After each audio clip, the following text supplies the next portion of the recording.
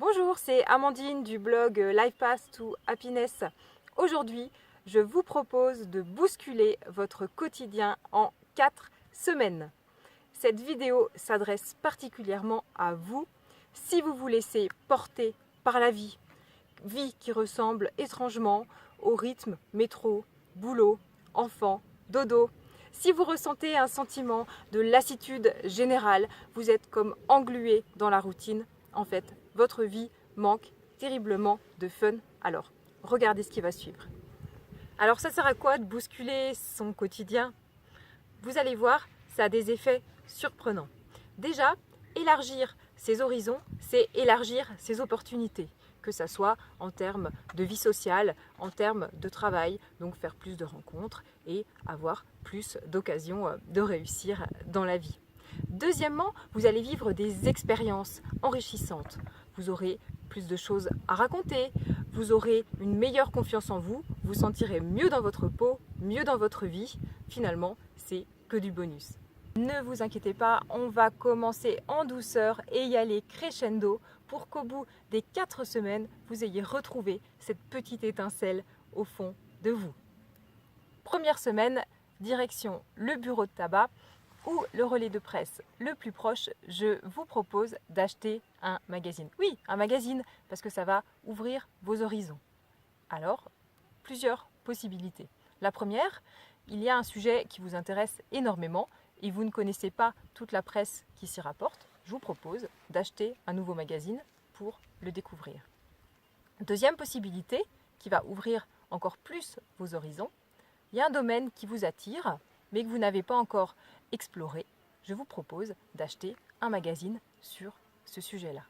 Et puis, troisième possibilité, là on va encore plus loin dans l'ouverture d'esprit, il y a un domaine que vous ne connaissez absolument pas, voire qui ne vous intéresse pas particulièrement. Mais je vous propose d'acheter un magazine dans ce sujet-là. Par exemple, la plongée sous-marine, c'est absolument pas quelque chose qui m'intéresse. Eh bien, je pourrais acheter un magazine sur la plongée sous-marine pour en apprendre plus sur ce sujet. Deuxième semaine, je vous lance un petit défi, celui de trouver un produit alimentaire que vous ne connaissez pas et de cuisiner avec. Alors, direction le supermarché le plus proche, l'épicerie du coin, la Biocoop, souvent on y fait de belles découvertes, ou alors, vous savez, les magasins chinois d'alimentation, on peut aussi trouver plein de produits qu'on ne connaît pas. Alors vous avez toute la gamme des fruits, des légumes, pensez aux huiles alimentaires, tiens, pourquoi pas une salade à l'huile d'argan, à l'huile de noisette, vous pouvez cuisiner avec des fleurs, mais le plus intéressant, c'est quand même que vous-même fassiez la démarche de découvrir un produit un peu innovant et n'hésitez pas à m'en faire part d'ailleurs dans les commentaires ci-dessous. Troisième semaine, je vous propose de donner un coup de neuf à votre logement. L'idée est simple, c'est qu'en résonance à votre renouveau intérieur, vous donniez un coup de pinceau à votre intérieur.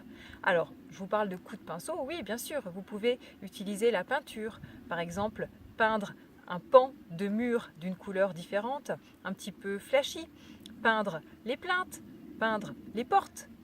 Mais vous n'êtes pas obligé d'utiliser la peinture. Vous pouvez aussi changer toute la couleur des coussins, des rideaux, changer le rideau de douche, changer les cadres. Le principal, c'est que ça se voit et que vous sentiez le renouveau entrer dans votre logement et entrer en vous.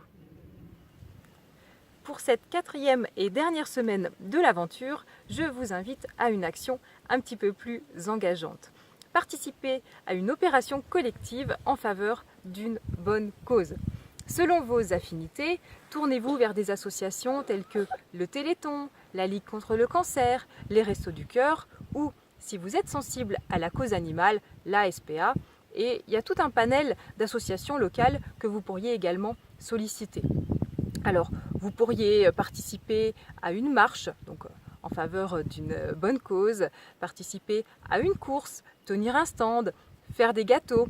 Il y a toute une panoplie d'actions à mener. Ça va vous permettre de faire des rencontres, de vous inscrire dans une dynamique collective, donc de vous sentir fier de ce que vous avez fait, et tout ça, c'est extrêmement bénéfique.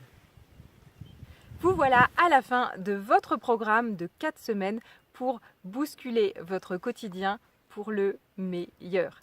Vous l'avez vu, ces petites idées sont très faciles à mettre en œuvre, alors lancez-vous et partagez vos commentaires ci-dessous, je suis très intéressée.